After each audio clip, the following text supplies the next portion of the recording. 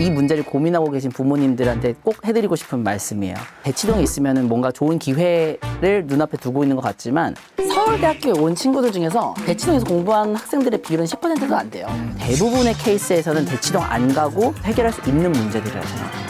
대치동 안 가도 할 수 있습니다. 유쾌한 밤.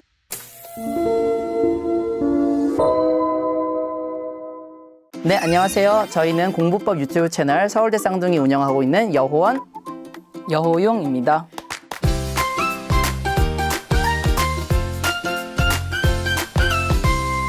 그 어린 시절에 바둑을 좋아하셨다고 알고 있어요. 왜 좋으셨는지 한번 여쭤보고 싶어요, 먼저. 저희 되게 시골에서 자랐거든요.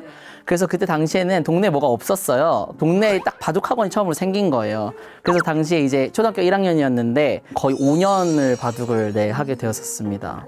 이쯤 되면 이제 좀 궁금해하실 것 같아요. 바둑이 혹시 공부를 잘하는데 연관이 있을까? 이런 의문이 드실 것 같은데 한번 여쭤볼게요. 저는 일단 상당한 그 도움이 됐다고 생각해요. 바둑을 하게 되면 일단 기본적으로 승부욕이 길러져요. 네, 이기고 싶다는 그 마음, 사실 아이들이 어렸을 때 그렇게 승부욕을 느낄 만한 게 많진 않다고 생각하거든요. 그 다음에 두 번째로는 그 고민을 해가지고 뭔가 결과를 얻는 그 즐거움에 대한 경험을 하게 해준다고 생각해요. 바둑은 한 판 하는데 길게는 뭐 몇 시간까지도 길어질 정도로 엄청난 고민을 통해서 그 결과를 얻어내는 과정인데 전 이게 공부에서 성과를 내는 과정과 매우 유사하다라고 생각을 하고요. 특히 마지막으로 바둑을 두는 게 사실 저는 수학 문제 푸는 거랑 되게 그 원리가 비슷하다고 생각하거든요. 바둑 같은 경우도 이기기 위해서 그 경우의 수를 따져가지고 계산을 해서 이제 그 한 단계 한 단계 이렇게 진전해 나가는데 그 주어진 상황 속에서 내가 이기기 위해 다양한 경우의 수들을 고려해가지고 이제 최적의 수를 두게 되는데 이게 수학 문제 푸는 거랑 사실 원리가 똑같아요. 수학 문제 같은 경우도 주어진 조건들이 있고 그걸 활용해가지고 답을 찾기 위해서 여러 가지 경우의 수를 조합해보는 과정이거든요. 이 메커니즘이 상당히 유사하기 때문에 저는 이걸 많이 해봤던 경험이 나중에 수학 공부하는 데도 매우 도움이 됐다고 생각합니다. 그렇군요. 혹시 그러면 바둑 말고 한 가지씩을 내가 더 시킨다고 하면 뭐를 또 이렇게 좀 권하고 싶으신가요? 저는 개인적으로 축구 시킬 거예요. 저희가 좋아하기도 했었는데 운동 가장 꾸준히 할 수 있는 방법은 결국 재밌는 취미로 할 수 있는 스포츠 찾는 것 같아요. 그래서 저희도 어렸을 때부터 축구 좋아해가지고 저희 고등학교 때까지도 축구 계속 했거든요. 근데 이 축구를 하는 게 저는 그 공부하는 체력 기르는데도 상당히 도움이 많이 됐다고 생각해요. 그래서 저희는 밤새서 막 대여섯 시까지 공부해도 웬만하면 안 지치거든요. 네, 근데 그런 체력이 어떻게 길러질 수 있었느냐 했을 때 결국에는 그 축구로 다져진 체력이었다고 생각하고 진짜 즐기면서 할 수 있어서 저는 꼭 하나 더 시킨다면 축구를 시키고 싶습니다. 이게 정말 중요하다라는 걸 부모님들이 아셨으면 좋겠는 게 이게 단순히 어렸을 때 뭐 공부 너무 시키긴 어려우니까 적당히 이제 시간을 뭔가 어떻게 보내야 되니까 뭐 어디도 보내고 줄넘기 학원도 보내고 뭐 이렇게 생각하실 수도 있잖아요. 뭐가 됐든지 간에 아이가 흥미를 붙이면서 할 수 있는 공부가 아닌 활동을 하나를 찾아주신 다음에 그거를 최소 2년 이상 꾸준히 좋아하면서 어느 정도 그 수준까지 어느 정도의 경지까지 이르를 수 있게 그 노력하는 과정을 경험해보게 해주시는 것이 공부에 있어서든 인생의 성공에 있어서든 되게 중요한 그런 어떤 끈기라는 자질을 만들어주는 것 같아가지고 단순히 그냥 시간 때우고 뭔가 정서 함양 이런 수준을 넘어설 정도로 중요한 부분이다 라는 거를 알고 계시면 좋을 것 같아요. 제가 바둑과 저희가 축구를 하면서 저희한테 되게 그 도움이 됐다고 생각하는 건 뭐냐면 자존감 형성이라 생각해요. 그러니까 왜 그러냐면 바둑 같은 경우 제가 5년을 했다 그랬잖아요. 근데 보통 바둑학원 오는 애들 보면은 몇 달 하다 그만두는 애들 많거든요. 제가 초등학교 1학년 때부터 다녔으니까 초등학교 한 3학년만 돼도 저는 이미 한 2, 3년 했잖아요. 저보다 나이 많은 형들이 와도 제가 다 이기는 거예요. 저 그때 공부 열심히 했던 시절이 아니었거든요. 스스로 공부 잘한다 생각해 본 적 한 번도 없었는데 바둑에서 제가 잘하니까 나 뭔가 잘하나 보다 이런 생각을 했었어요. 근데 이게 꼭 바둑뿐만 아니라 뭐가 됐든지 간에 하나를 꾸준히 오래 하면은 어느 정도 경지에 이르게 되잖아요. 그리고 주변 사람들보다 잘하는 다는 인식을 본인이 갖게 되잖아요. 그래서 저는 이게 자존감 형성에 되게 중요한 역할을 한다고 생각해요. 내가 노력하면 잘할 수 있다라는 인식을 심어줄 수 있는 계기가 되는 것 같아요. 대치동 이야기를 좀 여쭤보려고 해요. 대치동에 계속 일상을 거기서 보내고 계신 거죠. 네. 그러면 거기서 마주하시는 교육 현실과 그 예전에 수능 이제 준비하시면서 입시 준비하셨던 현실 좀 어떻게 다른지 한번 여쭤보고 싶어요. 저희가 입시한 지가 이제 거의 뭐 10 몇 년 정도가 된 것 같은데요. 시간이 많이 지났는데 저희가 가르쳐 보면은 결국 본질은 똑같아요. 기본적으로 그냥 국영수 공부, 그러니까 국영수 실력 쌓는 거. 그 다음에 저희 때도 수시 마찬가지 학종이 있었거든요. 그리고 또 한 가지. 요번에 2028 대입제도 개편하면서 되게 큰 개편이 있잖아요. 분석을 해봤는데 또 본질은 똑같아요. 이 사소한 제도들이 변하는 거 가지고 잘하는 애들이 뭐 대학교 잘 못 가게 되고 못하는 애들한테 기회 이런 게 아니에요. 그 제도의 변화, 시대의 변화에 그렇게까지 걱정하실 필요 없다. 그냥 공부의 본질은 똑같다. 네. 본질을 말씀하셨는데 그 본질이 정말 뭔지 궁금해요. 한번 네. 여쭤보고 싶어요. 예. 그러니까 공부를 잘 해나가는 데 있어서 중요한 본질은 뭐냐라고 했을 때 일단 기본적으로 본인 또는 아이의 상황을 파악하는 것부터 시작을 해야 돼요. 그래서 과목별로 수준은 어떠한지, 아이의 공부 습관이나 태도는 어떻게 형성되어 있는지를 보고 이제 더 나은 쪽으로 나아가야 되잖아요.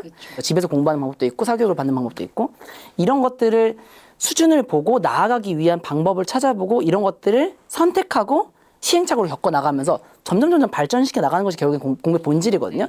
대치동에 있든 대치동에 있지 않든 똑같아요. 정말 중요한 게 그래서 일단 기본적으로 상황 파악을 하는 거.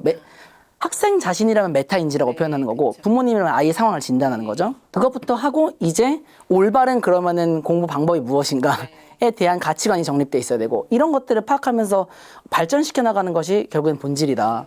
네. 그 이제 대치동이요 이른바 좀 약간 그 명문대로 가는 루트가 돼가지고 다들 정말 이사까지 가야 하나라는 고민을 하시기도 하고요. 이 대치동 학군지에서 공부하는 게 정말 명문대 가는데 유리할까요?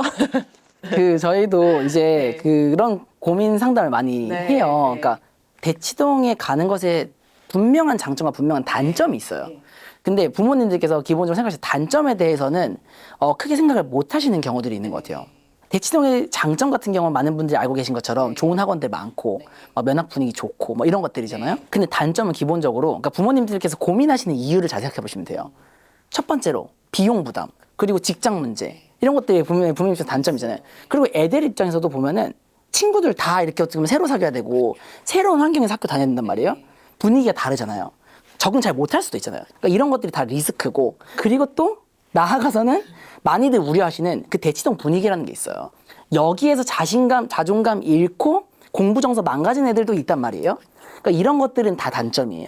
이 두 가지를 잘 비교해 봤을 때 장점이 확실히 크겠다라는 판단이 들면 오면 되는 건데 남의 떡이 커 보이는 그런 경향이 있다 보니까 단점에 대한 사실 큰 고려 없이 마냥 그냥 대치동에 대해서만 이제 환상을 갖고 계시는 이런 부분들은 조금 다시 생각해 보셔야 되지 않나라는 생각이 듭니다. 그럼 역으로 선생님들께서 예전에 이제 대치동 아닌 곳에서 공부를 하셨고 네. 지금은 또 대치동에서 아이들한테 뭔가 도움을 주고 계신데 만약에 나의 아이라고 한다면 네. 이런 선택을 하실 거라는 걸 여쭤본다면 어떻게 고민하실 것 같아요? 그 시점이 된다면. 저는 아이의 성향을 볼 것 같아요. 성향을. 예. 네, 아이가 만약에 되게 경쟁적이에요. 경쟁에서 이기는 거 좋아하고 막 최고가 되고 싶어. 뭐 이런 성향이 강한 친구들 있잖아요. 자기보다 잘하는 친구가 옆에 있을 때 오히려 분발해가지고 열심히 해서 이기려고 하는 이런 마음가짐을 갖고 있는 친구들 보통 자존감도 높거든요. 이런 성향이면 저는 대치동에 있어도 괜찮을 것 같아요. 근데 반대로 본인보다 잘하는 친구들이 많으면은 거기서 자신감을 잃는 친구들도 있죠. 자존감이 조금 낮거나 멘탈이 조금 약한 친구들. 그러면 대치동은 상당히 위험하다고 생각해요. 전 그래서 아이의 성향 보고 정말 아이 성향 보고 결정할 것 같아요. 전 정말 냉정하게 아이들 학교 잘 보내기 위해서 대치동 안 가도 된다고 생각하는 사람이에요. 간혹 이제 제가 우려될 때는 언제냐면은 학원을 통해서 뭔가 해결하려는 게 주가 될 때. 그러니까 부모님이 직접 애들 봐주시기 어렵다 보니까 좋은 학원 보내면 알아서 잘 해주겠지 이렇게 생각하실 수 있는데 기본적으로 그러니까 공부를 학원을 통해서 해결한다는 게 전 되게 위험하다고 생각하거든요. 왜 그러냐면 저희 또 지방에서 또 공부하고 특히 고등학교 때는 학원 다닐 수 없는 환경이어서 독학을 했는데 공부 많이 해보신 분들은 다 아실 텐데 기본적으로 가장 효과적이고 효율적인 건 사실 독학이에요. 할 수만 있다면. 저는 그래서 부모님들이든 학생이든 어떤 관점을 가지셔야 된다고 생각하냐면 일단 기본적으로 공부는 다 혼자 하려고 생각해봐야 된다고 생각해요. 다 혼자 하려고 해보는데 하다 보면 안 되는 문제들이 발견이 돼요. 그래서 수학 같은 경우 이걸 혼자서 책 보고는 이해하기 어렵다. 그럼 설명 듣는 게 필요할 거잖아요. 그럼 그렇다고 학원 가야 되냐? 아니에요. 왜냐? 인강 있잖아요. 그럼 인강으로 해결되면 학원 안 가도 된다고 생각해요. 근데 그러다 보면 또 어떤 문제들이 생길 수 있냐면 보통 가장 학원 많이 가는 이유가 이런 건데 스케줄 관리예요. 대부분 이것 때문에 저는 학원 가는 거라고 생각해요. 왜냐면 학원 가면 정해진 커리큘럼 스케줄 있고 그거에 맞춰서 안 하면은 뭐 남아서 나머지도 시켜서 어떻게든 하게 만들잖아요. 그렇죠? 또 이 문제라고 했을 때 지방이라서 학원 없는 거 아니잖아요. 이거 해준 학원들 다 있단 말이에요. 그랬을 때 만약에 지금 있는 학원에서도 충분히 이건 잘 해결해주고 있다. 그럼 대치동 굳이 갈 필요 없는 거죠. 저는 대부분의 케이스에서는 대치동 안 가고 그 있는 환경에서 해결할 수 있는 문제들이라고 생각을 해요. 이 문제를 고민하고 계신 부모님들한테 꼭 해드리고 싶은 말씀이에요. 대치동에 있으면은 뭔가 좋은 기회를 눈앞에 두고 있는 것 같지만 거기에 의존하는 순간 그게 오히려 더 큰 위기가 될 수 있고 더 큰 문제로 벌어질 수가 있어요. 학원에 의존한다는 생각하는 순간. 그래서 부모님들께서도 이런 관점을 가지고 이 문제를 바라보시면 좋을 것 같습니다. 서울대학교에 온 친구들 중에서 대치동에서 공부한 학생들의 비율은 10%도 안 돼요. 그래서 제가 서울대 경영 나왔잖아요. 일단 반은 지방 학생들이에요. 반은 지방 학생이고 반이 수도권인데 서울 경기고요. 서울 경기 반 중에서도 대치동에서 공부한 학생들은 그 안에서 그러니까 전체 중에 10%도 안 돼요. 수많은 90% 이상의 학생들이 비대치동에서 공부해서 서울대 온 거거든요. 그렇기 때문에 충분히 가능하다는 말씀을 수치적으로 말씀드립니다. 사교육을 거의 안 받으신 거죠? 최소화하신 거죠? 저희는 네. 고등학생 때는 기숙사학교에 살아서 학원을 못 갔고요. 중학교 때는 학원 다니기도 하고 독학하기도 하고 그렇게 섞어서 했었습니다. 네. 근데 이렇게 사교육 없이 명문대 입시가 가능하다고도 보시나요? 최근의 입시들. 자기 주도적인 학습을 해 나갈 수 있는지가 제일 중요하거든요. 저희 고등학교 때 학원 못 다녔다 그랬잖아요. 학원을 못 다니니까 모든 과목에 있어서 방법을 애들이 찾게 돼요. 어떻게 보면 외부의 도움을 받을 수 있는 게 인강이어가지고 전 국어 같은 경우는 혼자 그냥 책으로만 공부했고요. 수학도 거의 책으로만 공부하다가 인강 조금 들었고 영어도 인강 조금만 들었어요. 탐구 과목은 인강 좀 많이 듣고 학원을 안 다녀야 자기주도 학습이 되고 이런 게 아니라 기본적으로 모든 과목에 있어서 내가 어떻게 공부에 가장 효율적이지라는 관점을 장착하고 이 마인드가 있냐 없냐가 가장 중요한 차이다. 그래서 이 마인드를 길러나가면서 공부하는 게 제일 중요하다고 말씀드릴 수 있을 것 같아요. 그러면 어떻게 보면 지금 사실 여쭤보려고 했던 건 이제 공부 비결인데 방금 말씀해 주신 것이 공부 비결이신 거네요. 네, 저희 고등학교가 이제 좀 전국 단위 자사고여가지고 공부 잘했던 친구들이 많은데 그 중에서도 독보적인 1등했던 친구가 있어요. 저도 넘사벽이라고 생각했던 친구예요. 서울대 간 애들 중에서도 넘사벽. 그 친구한테 물어보면 제가 얼마 전에 되게 충격적인 사실을 깨닫게 됐어요. 뭐냐면 저희는 거의 인강 듣는 게 기본이었거든요. 그 친구는 인강 하나도 안 듣고 그냥 책으로만 공부했대요. 그런데 입시에 있어서는 부모님께서 만들어주시는 공부 습관, 환경 이런 것들이 훨씬 크게 작용한다고 저는 확신해요. 왜 그러냐면은 저희 학원에서도 되게 많은 표본을 보잖아요. 머리 좋은데 공부 어려워하는 친구가 있고요. 그 친구만큼 머리 좋지 않은데 공부 열심히 잘해 나가고 자기주도 학습이 잘 되는 친구들이 있어요. 그건 어렸을 때 만들어주신 습관이라고 봐요. 그러니까 그게 어떻게 보면은 단순히 유전자를 넘어서 어렸을 때부터 몸에 밴 습관이 머리보다 훨씬 더 큰 영향을 미친다고 저는 확신합니다. 네. 재능보다는 노력이라는. 근데 단순히 노력으로만 표현하기는 좀 어렵고요. 네. 단순히 노력을 넘어서서 공부하는 방법을 터득해 나가는 거 있잖아요. 이거를 부모님과 선생님이 도와주셔야 돼요. 공부 계획 세우는 방법이라든지 뭐 시험 공부, 시험 대비법, 오답 복습법 뭐 등등 뭐 그러니까 이런 것들에 대해서 하나하나씩 부모님이나 선생님이 가르쳐주고 몸에 배서 이제 그것들을 스스로 어떻게 보면은 점점 발전시켜 나갈 수 있는 자기주도 학습 능력을 길러주시는 거. 이게 되게 중요한 부분이라 생각이 듭니다. 초등 시기에 많이 도움을 주시기를 바라시는 것 같아요. 어릴수록 빨리 습득해요, 아이들이. 클수록 조금 더 노력이 더 많이 들어가요. 예. 저희 고등학교 때 제가 되게 좋아하는 수학 선생님이 계셨는데 그 선생님이 해주셨던 그 말씀이 아직도 제 기억이 나요. 애들이 수학 공부하는 거 되게 어려워하잖아요. 그때 선생님이 뭐라고 했냐면 수학 잘하는 거는 야구 잘하는 거랑 원리가 똑같다 이렇게 얘기해 주시는 거예요. 야구 좋아해서 야구 많이 보면 야구에 대해서 잘 알게 되는 건 맞다. 근데 그렇다고 잘 하게 되는 건 아니다. 야구 잘 하려면 많이 해봐야 된다. 수학도 직접 많이 풀어봐야 된다. 이 얘기를 해주셨어요. 그러니까 어떻게 보면 되게 당연한 말인데 전 이게 공부에 있어서 뭐 수학뿐만 아니라 모든 공부에 있어서 본질이라고 생각해요. 결국에는 이게 내 것으로 체화가 돼야 되잖아요. 그러려면 결국 본인이 해봐야 되는 게 되게 중요한 것이고 근데 간혹 공부하는 것들을 보다 보면은 특히 가끔씩 이제 아이들 스케줄 물어보면 일주일 내내 학원을 꽉 차 있는 경우가 있거든요. 근데 특히 학원 같은 경우도 이제 특히 강의식으로 하는 학원들 같은 경우는 가서 본인이 해보는 시간은 되게 적고 설명 듣는 시간을 거의 다 차 있는 경우들이 있어요. 근데 그런 학원들로 일주일 내내 꽉 차 있으면 본인이 할 수 있는 시간이 없겠죠. 그렇죠? 그러면 아무리 공부에 시간을 많이 써도 정작 남는 건 없는 밑빠진 독에 물 붓는 것 같은 상황이 돼버리는 거예요. 그렇기 때문에 선생님한테 설명 듣고 뭐 인강 듣고 하는 시간이 3이면 적어도 7은 내가 직접 풀어봐야 된다라고 이제 말씀드리는 거죠. 만약에 집에서 아이들이 혼자 하는 게 어려워서 학원을 보내신다고 하면은 그 학원 내에서 아이들이 직접 하는 시간이 충분히 좀 확보가 돼 있는지를 확인하고 보내주시면 좋을 것 같습니다. 선행학습의 기준이 심화 선행이다. 이렇게 또 이번에 강조를 하셨더라고요. 어떻게 하면 효과적일까요? 심화 선행. 선행이라는 말 앞에 심화라는 두 글자만 붙이면 모든 문제가 해결된다. 이렇게 일단 말씀을 드리고 싶고, 이유는 뭐냐면 결국엔 본인이 소화할 수 있는 상태에서 선행을 하면은 아무 문제가 되지 않아요. 근데 중요한 거는 선행이라는 것을 간혹 그냥 진도로 이제 착각하는 경우들이 있는데, 진도를 많이 나가는 것은 본인이 그걸 소화한 거랑 완전 다른 문제거든요. 네, 그렇기 때문에 저희가 심화를 할 수 있느냐를 기준으로 삼아야 된다는 말씀을 드리는 거고요. 그래서 아이들이 받아들일 수 있는 심화 기준으로 할 수 있는 만큼 하는 게 정확한 기준이고요. 그래서 부모님들께서는 아이들이 하고 있는 과정에 심화를 할 수 있는지를 판단해 주시면 됩니다. 근데 이제 그러면 심화를 잘 하고 있는지를 어떻게 판단할 거냐, 이제 궁금하실 것 같아서 요거까지만 말씀 좀 드려보면, 초등학교 같은 경우는 학교에서 뭐 중간고사, 기말고사가 없잖아요. 그래도 단원평가 보는 것들이 있거든요. 일단 단원평가는 기본으로 다 맞을 수 있어야 돼요. 네, 단원평가도 제대로 다 못 맞고 있는데 뒷과정을 하고 있다는 건 일단 잘못하고 있는 것이고요. 단원평가 근데 다 맞기 쉽거든요. 요것만 가지고 당연히 심화됐다고 할 수 없고, 시험이 없기 때문에 시중 교재 중에 심화 교재의 정답률을 가지고 봐주시면 돼요. 초등학생들 심화 교재로 가장 많이 쓰는 게 최상위 수학, 디딤돌에서 나온 최상위 수학이라는 교재가 있어요. 네, 그 교재 보면은 난이도별로 이렇게 단원이 구분이 돼 있는데, 그 안에 보면 레벨업 테스트라는 거랑 하이 레벨이라고 있어요. 레벨업 테스트부터 본격적으로 어려운 문제 시작되는 거거든요.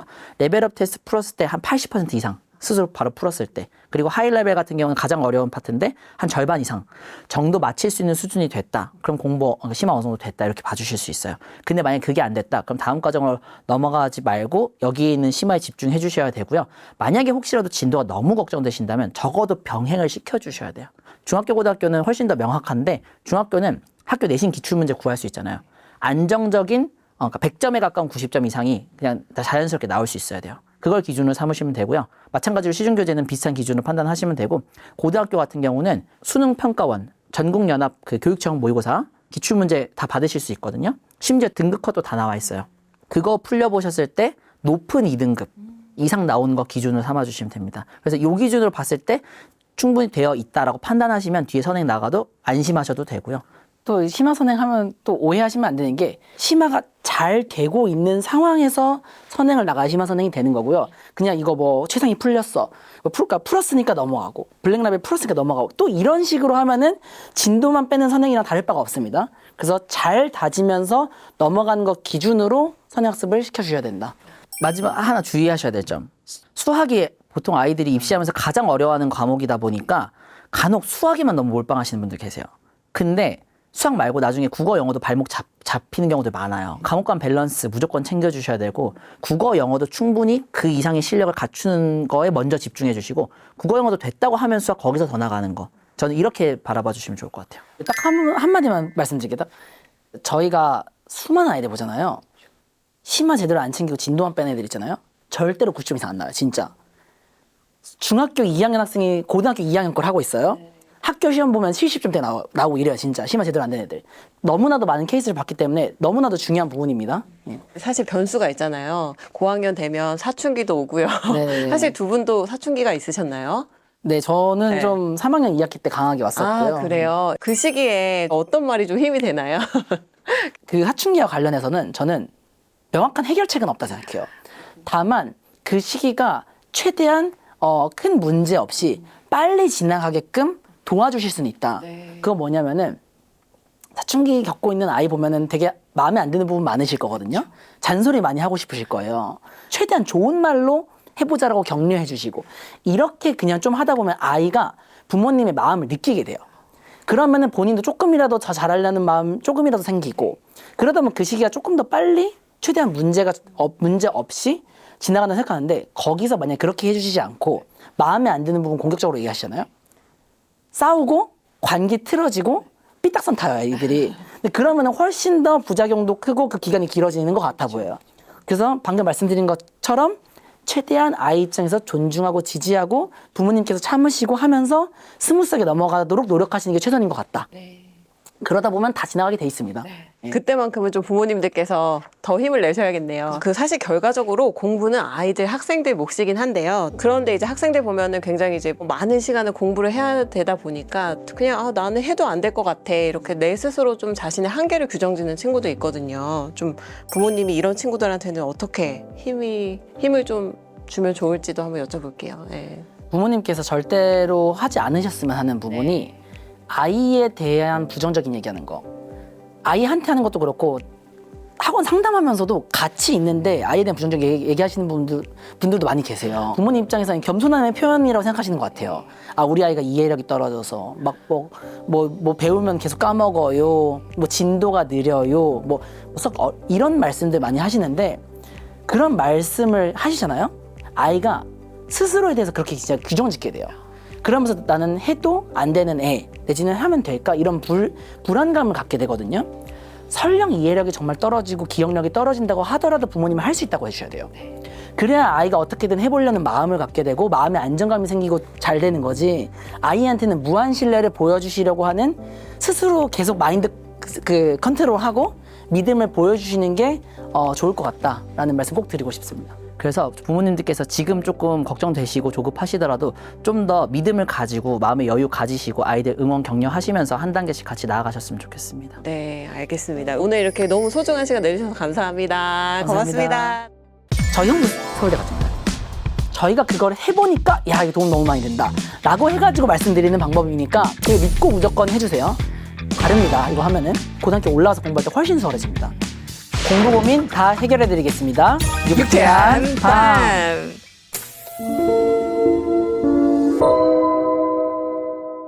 네, 안녕하세요. 저희는 공부법 유튜브 채널 서울대 쌍둥이 운영하고 있는 여호원 여호용입니다.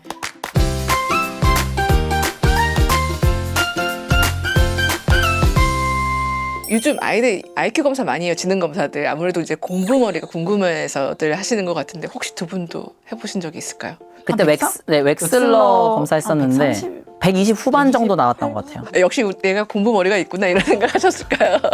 정말 솔직하게는 당시에 그게 높은 수준이 낮은 수준인지 몰랐어요. 그냥 그런 것보다 하고 넘어갔죠. 네. 근데 사실 공부가 이 두 분도 타고난 머리 덕분이었다고 생각하시는지도 궁금한데요. 사실 저는 이런 질문을 들으면 약간 서운할 때가 많아요. 저 중학교 때 선생님이 저한테 얘기해 주셨던 게 있거든요. 너는 노력형이다.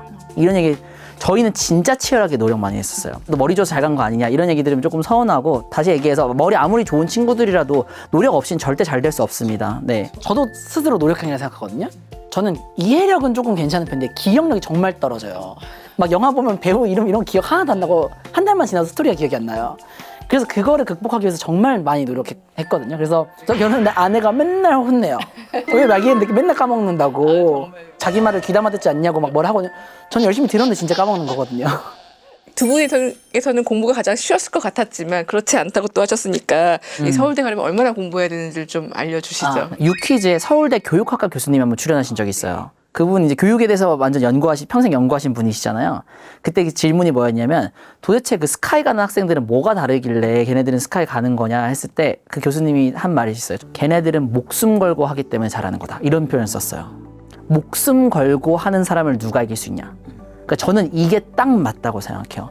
사실 저희가 공부했던 것도 돌이켜보면 시험 기간 공부하고 나서 애들이 너 진짜 내일 당장 죽을 것 같다고 막 이런 얘기 있었거든요. 4일 동안 저희가 잠 3시간 자고 공부한 적도 있고 그래요. 그러니까 그만큼 간절하기 때문에 진짜 치열하게 처절하게 공부한 거예요. 얼만큼 공부하는 애들이 서울대 가냐라고 했을 때 전교 학생들 있죠. 그중에서 내가 노력으로 1등인 것 같다. 그러면 서울대 가는 거예요. 근데 노력 나보다 더 많이 하는 애 있다? 그러면 서울대 가기 어려워지는 거예요. 그러니까 이렇게 비교하면 쉽습니다. 누구나 봤을 때 제가 제일 열심히 하는 애야. 그럼 걔가 서울대 가게 돼 있어요. 그래서 제가 그 학생들이랑 상담하면서 그런 얘기 많이 해줘요. 예를 들어서 그냥 100명 중에서 50등 하고 있는 친구로 해볼게요. 너 50등 하고 있는 이유, 너 노력 50등이라서 그렇다. 만약에 너 전교 10등 하고 싶잖아? 너가 전교생 중에서 노력으로 10등 안에 들면 너 무조건 전교 10등 된다. 실제로 그래요. 솔직히 노력하는 게 힘든 거지 방법 어려운 거 아니잖아. 너 마음 있으면 그렇게 하면 돼. 이렇게 얘기해 줍니다. 입시에서 수학 얘기를 좀 물어봐야 될 것 같아요. 수학이 대학을 결정한다는 얘기가 있더라고요. 네. 수학 실력, 좀 수학 사고력 길러주는 방법도 좀 여쭤보고 싶어요.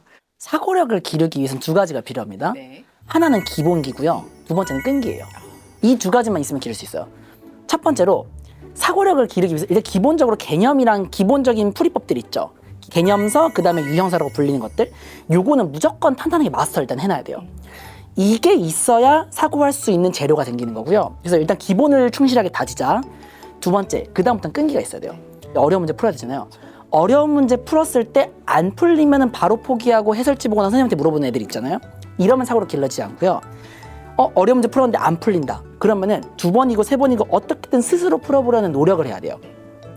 이러한 끈기가 있으면은 무조건 사고력이 길러지게 되어 있다라고 말씀드립니다. 하나 덧붙이자면은 제가 수많은 아이들 수학을 가르치면서 느낀 건데 대부분의 아이들이 수학 공부 잘못하고 있어요. 어떤 면에서 잘못하고 있냐면 선생님 모르는 거 배우잖아요. 그런가 보다 하고 넘어가는 경우예요. 그런가 보다 하고 계산 따라 쓰고 있는 애들이 대부분이에요. 그럼 여기서 뭘 어떻게 다르게 가야 되냐? 개념부터 해서 문제 풀이 방법까지 모든 수학 공부를 하는 과정에서 한 단계 한 단계 넘어갈 때마다 왜? 라는 질문을 던져서 명쾌하게 대답할 수 있어야 돼요. 만약에 명쾌하게 대답하지 못한다 라고 하면 멈춰서 그 이유를 알고 넘어가야 돼요. 그래서 이 과정을 안 하게 되면 절대로 응용할 수 없고 심화된 문제를 풀어낼 수가 없습니다. 기계적으로 막 공식 막 외우듯이. 왜 공식 외워서 풀듯이 이 문제는 요런 풀이법, 이 문제는 이렇게 공부하는 친구들은 절대 실력 안 늘어요. 근데 문과 학생들이요. 사실 네. 패턴을 외워갖고 공부하는 친구들도 있잖아요. 네. 문과 학생의 수학 공략은 어떻게 해야 될까요? 이제 앞으로는 문이과가 구분은 사라집니다. 네, 특히 지금 현재 중학교 3학년 이하인 친구들부터는 수능에서도 문이과 구분이 완전히 사라지게 돼 있어요. 그래서 모두 다 똑같기 때문에 이제 문이과 구분이라는 개념을 머릿속에서는 이제 지워버리시는 게 맞고, 냉정하게 얘기하면 공부 방법이 다르진 않습니다. 똑같아요. 그러니까 똑같은 방법으로 노력하는 게 중요하다. 전 문과였어요. 고등학교 1학년 1학기 때 수학 진짜 그 안에서 되게 못했던 편이거든요. 하위권이었거든요. 3학년 1학기 때 제가 수학 전교 1등을 했어요. 근데 어떻게 그렇게 할 수 있었냐라고 하면은 어려운 문제를 집요하게 풀어보는 그런 끈기 당연히 필요한 거고, 정말 간절한 마음이 있잖아요. 그러면은 모든 방법을 동원해가지고 하게 되는데, 그래서 저는 이게 일단 포인트라고 생각을 하는데, 어떤 방법들을 동원해봤는지 예시를 설명드릴게요. 첫 번째, 학교에서 주는 자료 있잖아요. 그거를 5번씩 봤어요. 저희는 그때 교과서 안 쓰고 부교재 썼는데, 부교재에 있는 모든 문제를 그냥 보자마자 거의 한 30초에서 1분 만에 풀 수 있게끔 반복 학습을 하니까 이게 그냥 어려운 문제도 거의 기본기 수준이 될 정도로 했고, 두 번째로 그다음에 실수를 줄여야 되잖아요. 이게 약간 수학적인 센스가 약간 부족한 친구들은 계산하다가 실수 많이 하거든요. 거기서 실수 노트라는 걸 만들어가지고 제가 계산 실수한 것까지도 다 오답 노트를 만들어서 복습을 했어요. 그럼 계산 실수도 자주 하는 그 실수들이 있어요. 예를 들어서 뭐 부호 바꾸는 거에서 실수한다든지, 뭐 아니면 약분에서 실수한다든지, 뭐 이런 것들이 있거든요. 실수하는 부분까지도 오답 노트를 만들어서 복습했다. 이런 것처럼 정말 간절한 마음을 가지고 수학을 잘하는 데 있어서 필요한 모든 방법을 다 동원하다 보면은 하위권에서 최상위권 됐잖아요. 그렇게 될 수 있습니다. 예. 그 국어가 고등학교 입학하면 체감도가 가장 높이 올라가는 과목이라고도 하더라고요. 두 분도 역시나 고등학교 입학 전에 국어 모의고사 그리고 이제 고전 문학 읽었던 것들이 도움이 되셨다고 하셨어요.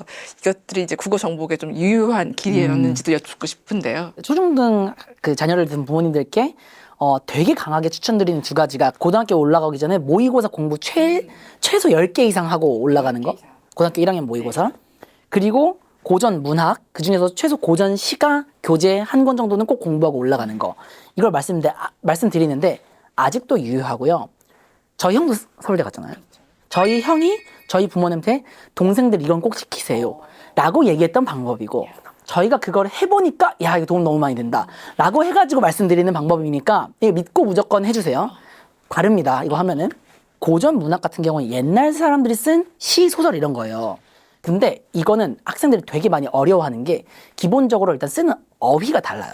그러니까 거의 약간 반외국어예요. 쉬운 내용도 이해를 못해. 그래서 어휘 공부가 필요하고요. 두 번째로 글을 쓰는 방식이나 그러니까 구조 같은 것들이 되게 생소해요. 그러니까 해보면 훨씬 그 낯선 게 줄어들고요.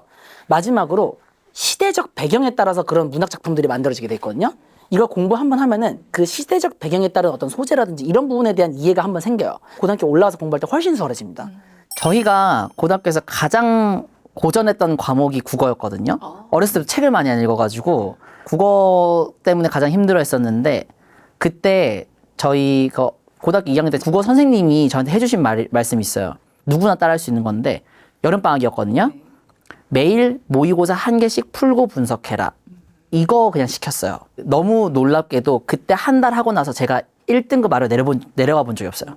근데 제가 그걸 하면서 깨달았던 게 뭐였냐면, 되게 거창한 공부법이 있었던 게 아니잖아요. 국어랑 영어 이 두 개는 읽는 양이 엄청 중요해요. 제가 학생들 이제 지도하다 보면은 이제 수학뿐만 아니라 전 과목 이제 멘토링 같은 것도 해주는데 국어 성적 안 나온 대표적인 케이스가 뭐냐면 학원 다니고 인강 듣는데 본인이 직접 해보는 시간 없는 애들. 이런 애들 절대 성적 안 나와요. 왜냐면 언어잖아요. 많이 본인이 읽어봐야지 이게 독해력이 늘고 하게 되잖아요.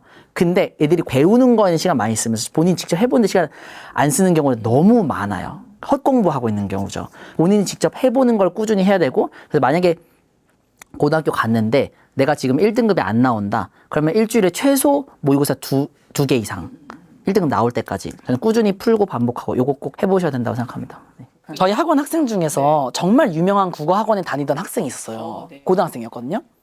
계속 국어만 성적이 안 오른대요. 그래서 제가 너 공부한 책 좀 가져와봐 이랬어요. 그 학원 교재 가져왔거든요. 교재 상당히 좋은 교재예요. 근데 딱 보니까 왜 성적 안 오르는지 딱 보이더라고요. 국어뿐만 아니라 모든 과목이 공통적으로 적용되는 거거든요. 애가 틀린 거에 대해서 분석하는 흔적이 전혀 없어요. 분석을 하고 넘어가야 내가 꼼꼼하게 읽는 훈련, 논리적으로 이걸 해석하는 능력, 그러니까 그 훈련 같은 게 되는데 이 친구가 틀렸다고 돼 있는 거 보니까 정답 보기에만 요래서 뭐 이거 아님 뭐 이렇게 적혀 있어요. 그러니까 학원 수업에서 설명 이렇게 해주셨겠죠. 근데 학원 수업에서는 모든 거 하나하나 다 꼼꼼히 분석해 주기 어렵잖아요. 많은 지문들을 다뤄야 되니까.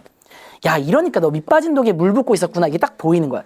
틀린 문제 있잖아. 그거 모든 선택지 아는 것 같아 보이는 것도 지문에서 어떤 부분이랑 연결되는지 찾고 왜 맞는지 왜 틀린지 이거 분석하면서 공부해라 라고 했거든요. 한 3달 하고 나서 모의고사 봤더니 바로 등급 올라가더라고요. 국어뿐만 아니라 모든 과목에 있어서 선택지 분석 너무나도 중요하다라는 말씀 드리고 싶습니다. 이제 영어 질문입니다. 영어는 이제 곧 독해와의 싸움이라고도 해요. 그 호화 선생님께서 이제 독해 실력을 끌어올린 경험이 있다고 해서 어떻게 하면 이 수능 영어 1등급 할 수 있을지 여쭤볼게요. 요새 애들 영어 공부하는 거 보면은 방법론적인 거를 되게 집중을 해요, 애들이. 그러니까 뭔가 더 빨리 풀 수 있는 방법 없는지, 막 지문 다 안 읽고 풀 수 있는 방법 뭐 있는지, 막 이런 걸 연구를 하고 있어요. 앞에랑 마지막만 보고 답을 맞출 수 있다 봐서 이런 막 기법 같은 거 있잖아요. 네, 근데 중요한 건 그게 본질이 아니거든요. 영어 독해 실력 기르는 거에서 가장 중요한 건 결국엔 해석 능력이고요. 네. 글에 대한 뭐 분석 이런 거는 국어 공부하면서 알아서 길러져요, 기본적으로. 그래서 가장 중요한 건 해석을 명확하게 우리나라 말 수준으로 할 수 있느냐. 실제 제 사례를 가지고 말씀을 좀 드릴게요. 저희도 어렸을 때 영어 공부 꽤 했었으니까 수능 모의고사 같은 경우는 보면 항상 1등급 나왔고 꽤 잘했거든요. 근데 저희 때만 해도 그 탭스라고 서울대학교에서 나오는 그 공인 영어 시험이 있는데 그런 거를 이제 대학교 입시에 쓸 수 있는 시대였어요. 탭스는 훨씬 어려워요, 수능보다. 독해가 400점 만점이었는데 제 당시에 250점이었었어요. 근데 점수를 올려야 되니까 그때 고등학교 2학년, 3학년 넘어갈 때였거든요. 겨울방학이었는데 이거 어떻게 하지 하다가 결국에는 이 영어 문장을 어렴풋이 이해되고 있기 때문이구나. 명확하게 해석하지 못하고 있기 때문이구나라고 제가 생각을 해서 그때부터 뭘 했냐면 하루에 모의고사 한 회씩 풀면서 맞았건 틀렸건 관계없이 무조건 첫 번째 문제로 돌아와요. 그 다음에 지문을 처음부터 한 문장씩 다시 읽어봐요. 읽어본 다음에 한 문장 읽고 이거 내가 100% 명확하게 이해됐냐? OX 해가지고 오면 넘어가고. 근데 만약에 X다. 그럼 거기서 멈춘 다음에 왜 해석이 명확하게 안 되는지를 찾아보는 거예요. 해석이 명확하게 되지 않는 이유는 딱 2가지밖에 없어요. 무조건 둘 중 하나예요. 첫 번째는 뭐냐면 거기에 모르는 어휘가 있는 거예요. 모르는 게 있으면 공부를 한 다음에 다시 문장을 봐요. 그래서 해석이 완벽하게 되면 넘어가요. 근데 모르는 어휘를 공부를 했는데도 해석이 안 되는 경우가 있어요. 이 경우는 뭐냐면 구문이에요. 문장 구조. 수능 정도 되면은 문장이 되게 길고 복잡해지거든요. 문장 구조가 엄청 복잡하고 어렵기 때문에 거기 있는 단어를 모두 다 안다고 해도 해석이 명확하게 되지 않는 경우들이 있어요. 이런 경우에는 그 문장이 어떻게 구성이 되어 있는지, 그래서 어떻게 수식이 돼가지고 의미를 이루고 있는지를 분석을 해야지만 명확하게 뜻이 이해가 돼요. 그래서 요거를 공부를 하는 거예요. 그래서 요 2가지를 하면은 그때는 이제 문장이 완벽하게 해석이 되거든요. 그 모의고사 풀었던 거에 모든 문장을 그렇게 하면은 푸는 데는 보통 한 1시간 정도 걸리는데 분석하는 건 한 2시간 걸려요. 이거를 제가 한 달 동안 매일 했거든요. 하고 나서 시험 보니까 제가 원래 400점 만점에 250점이었대잖아요. 바로 350점 되더라고요. 제가 그때 깨달았어요. 이거구나. 실제로 애들 많이 시켜보니까 점수가 확 오르게 돼 있어요. 근데 그럴 수밖에 없는 거죠. 구문이 정말 중요한 게 저희 중학생 때였는데 토익 공부할 때였거든요. 성적이 계속 안 오르는 거예요. 그래서 어머니께서 아시는 과외 선생님한테 해서 이거 뭐가 문제인지 좀 진단 좀 해달라 이랬어요. 근데 그 선생님이 보시니까 얘네들이 주어 동사 찾는 걸 못하네. 그러니까 이 문장 구조에 대한 가장 큰 빼다가 주어 동사잖아요. 이거를 못 보는 거예요, 애들이. 그러니까 해석이 안 되지. 해가지고 거기서 딱 반년 동안 주어 동사 찾는 연습하면서 기본 구문 연습했거든요. 그거 하고 나서 다시 성적이 쭉 올라갔거든요. 그래서 만약에 영어 계속 성적 안 오르는 친구들 있다. 일단 기본적으로 어휘 중요하고, 두 번째 구문 제대로 볼 수 있는지 그 수준에 맞게 제대로 안 된다 그럼 구문 연습시켜주면 좋아요. 어느 시기에 공부를 좀 소홀히 해서 이제 좀 학습 빈 공간이 생긴 친구들이 노베이스 학생이라고도 표현하시더라고요. 이 노베이스 학생들이 이 현재 상황을 좀 극복할 수 있는 방법도 알려주시면 좋을 것 같아요. 일단 과목별로 좀 상황이 다르겠죠. 수학은 연계성이 큰 과목이어가지고 정말 노베이스면은 이게 밑으로 어디까지 구멍이 있는지 일단 좀 봐야 돼요. 예를 들어 제가 진짜 실제로 지도했던 학생인데 중학교 2학년 올라간 학생이었거든요. 중학교 1학년 1학기 방정식도 못 푸는 애가 있었어요. 근데 그런 애는 아무리 현행을 열심히 한다고 해서 안 되겠죠. 왜냐면 연립방정식 이런 거 배워야 되는데. 그래서 그 친구는 그러니까 일단 밑으로 어디까지 되어 있는지를 확인한 다음에 거기서부터 일단 출발을 해야 돼요. 일단은 밑으로 어디까지 구멍이 있는지 본 다음에 거기서부터 기본 교재 있죠. 수학 노베이스 학생들 같은 게 연산서랑 베이직센, 연산 교재 뭐 수력 충전 이런 거 있거든요. 이거 2개 해가지고 빨리 쭉 떼주세요. 그러면은 적어도 현행 공부하는 데 있어서 앞에 걸 아예 몰라서 공부 못하는 상황은 면할 수 있거든요. 그거를 일단 빨리 끝낸 다음에 현행에 집중. 그리고 현행을 공부할 때도 어려운 교재 말고 쉬운 교재. 개념 원리 어려워요, 애들한테. 다른 과목은 노베이스라는 말이 사실 별로 없어요. 왜냐하면은 연계성이 그렇게 크지 않아서 지금 당장 학기도 공부를 애들이 웬만하면 할 수 있거든요. 교과서 열심히 하고 자습서 평가 문제집 있잖아요. 요것만 시험 볼 때마다 열심히 공부시켜주세요. 초등학생이라고 하면 참고서, 그 다음에 학교에서 보는 단원 평가. 중고등학생이면 중간고사, 기말고사. 어떻게든 성적 10점, 20점 올리기 위해서 내가 2번, 3번 복습해서 본다. 요것만 꾸준히 하면 노베이스 극복할 수 있습니다. 실제로 평균 30점 받던 학생이 있었거든요. 그 친구가 한 학기 동안 현행 집중한 다음에 평균 80점 됐어요. 그러니까 수학을 제외한 다른 과목 같은 경우는 하면 돼요. 그래서 그 현행에 집중하면은 극복할 수 있다. 저는 노베이스 학생들이 가져야 될 좀 마음가짐에 대해서 좀 얘기해보고 싶은데, 그동안 안 해왔던 세월이 있잖아요. 그러니까 마음을 너무 조급하게 먹지 말아라. 저는 이렇게 얘기하고 싶어요. 그러니까 이게 하루아침에 극복될 수는 당연히 없는 거예요. 저희가 노베이스인데 실제로 되게 많이 나중에 성적 올려서 실제로 명문대까지 간 학생 케이스들도 있거든요. 근데 그런 학생들이 결코 하루아침에 갑자기 오른 게 아니에요. 그러니까 왜냐하면 그 세월을 결국 극복해 나가는 시간이 필요하기 때문에 성적은 되게 오르는 듯 안 오르는 듯 내가 느끼지 못하는 사이에 올라가게 돼 있다. 당장 내가 공부를 이번 한 달 열심히 했는데 시험 성적이 원하는 만큼 나오지 않다 하더라도 포기하고 좌절하지 말아라. 일단 요 얘기를 하고 싶고요. 그리고 예전에 공부해야 될 거를 안 해서 지금 해야 되는 상황이 된 거잖아요. 예를 들면 지금 고등학교 1학년 학생이에요. 근데 중학교 것들을 안 했어요. 근데 그때보단 지금 그래도 머리가 더 컸을 거잖아요. 그때 반년 걸려서 할 거 지금은 더 빨리 두세 달이면 할 수 있어요. 예전에 그만큼 3년 못했다고 해가지고 똑같이 3년을 더 해야 되는 건 아니에요. 그래서 시간 단축시켜서 할 수 있기 때문에 너무 그렇게 좌절하지 않았으면 좋겠고요. 당장은 성적 오르지 않는 것 같아 보여도 본인들과 비슷한 상황에 놓여있던 학생들 중에 그걸 극복해가지고 잘 된 사례 무수히 많이 있습니다. 본인도 충분히 그 케이스가 될 수 있다는 믿음 가지고 해나갔으면 좋겠어요. 자기주도 학습법 길러주는 방법도 알려주시면 좋을 것 같아요. 모든 공부를 할 때 나 이거 왜 해야 되는 거야? 그러니까 이런 생각을 좀 가졌으면 좋겠어요. 대부분 아이들이 그냥 선생님과 부모님이 시키는 거 그냥 따라 하는 거예요. 근데 이렇게 해가지고는 한계가 있어요. 진짜 잘하기 위해서는. 진짜로 이거 왜 해야 되지? 다른 방법으로 하면 안 되나? 혼자서 하면 안 되나? 이런 생각을 항상 가져야 돼요.